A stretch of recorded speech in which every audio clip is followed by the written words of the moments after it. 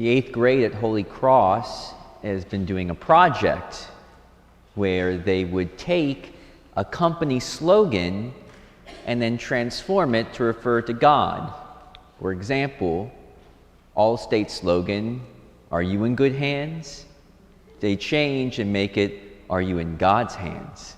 And then American Express, I believe, was "Don't go home without it" becomes "Don't go home without him," which I think was just like, it's really creative and it's true. It's very true. One of my favorites, though, was, I'm blanking on the company, but the slogan was "Going the extra mile." And it's very true about God, how he goes the extra mile. Especially when we hear in our readings today about the first reading and the gospel being two different approaches.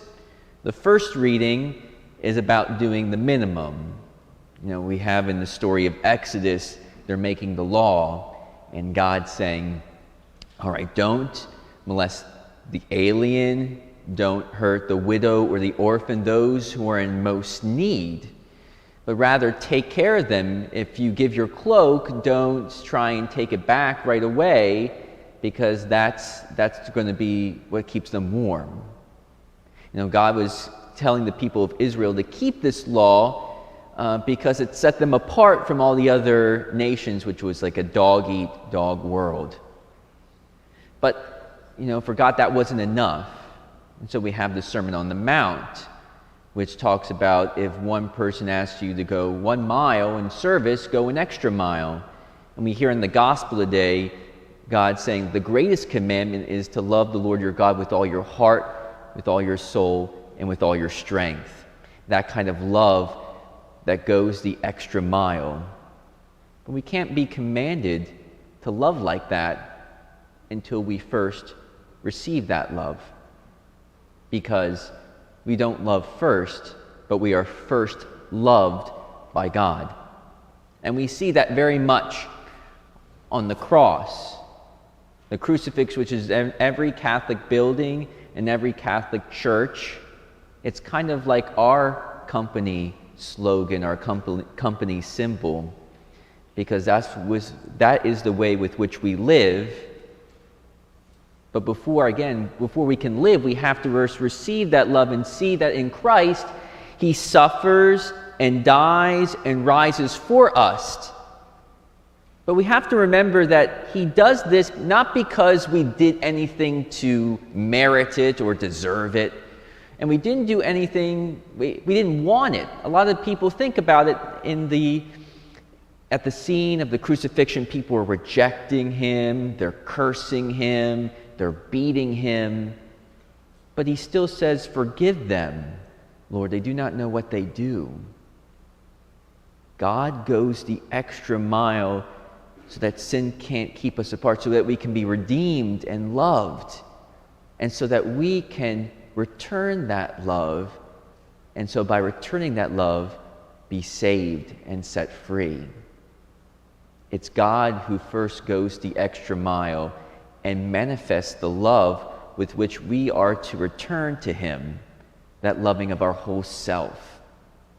And it's with that I would like to bring up especially everything going on in our world, I like to bring up the words recently said by the Holy Father, or rather recently brought to the attention to us in this interview, in this documentary. But first things first, before I talk about that, it's important not to be deceived or to be set in confusion or let your hearts be troubled by what's said in the news. Most often than not, news is trying to create news, trying to create sensation so that people can click in, view it more. And so they're naturally not necessarily going to tell the complete news, but only that with which they'll catch your attention. So don't be totally sucked into the news, especially when it comes to the church, because they're usually missing the context. And context is key. So anyway, back to the point. So the Pope's words. First, The Pope cannot change church teaching because the church teaching is greater than him, it's revealed. But also the Pope's not trying to change church teaching. In fact, if you have the context of all that he has said as Pope, you see that he is not trying to change church teaching in the past or even now. But what the Pope is trying to do is imitate that love of Christ on the cross. That love that goes first. That love that seeks to love those who maybe don't deserve it, who maybe are not looking for it. But it's a love that's reaching out to transform, to build up, so that with that love, the people can make a response. And so it makes us ask the question, what's motivating our actions in life? Are we motivated by pride, this selfishness that I'm going to try and do great things, to pat myself on the back, look at me, I'm doing this? Or am I motivated by fear, this fear of I'm trying to preserve myself for what I think is good, which is going to limit me in how I love? Because fear is not love in that it limits from giving completely of ourselves. And pride isn't love because it seeks to build up myself rather than the other. No, the Pope is trying to imitate Christ in reaching out and seeking the good of the other in any way that he can. And so what's motivating our actions here in Collegeville, in our homes, in our schools, in our workplaces? Are we seeking to reach out to the other to build them up? Or are we holding back in fear or trying to exalt ourselves in pride? Another question, how far are we willing to go in love?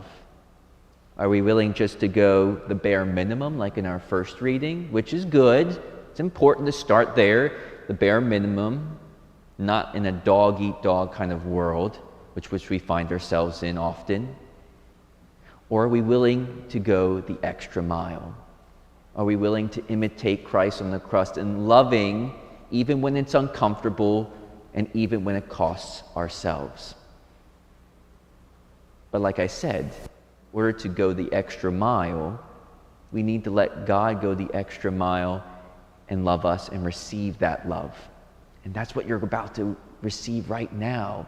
That love incarnate in the Eucharist, his very body, blood, soul, and divinity, his very identity, which is love.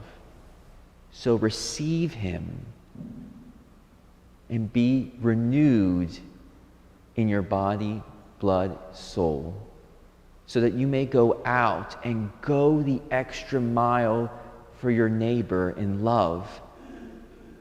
And by going the extra mile, transform the hearts of all those around you so that we may always abide in that love which is God.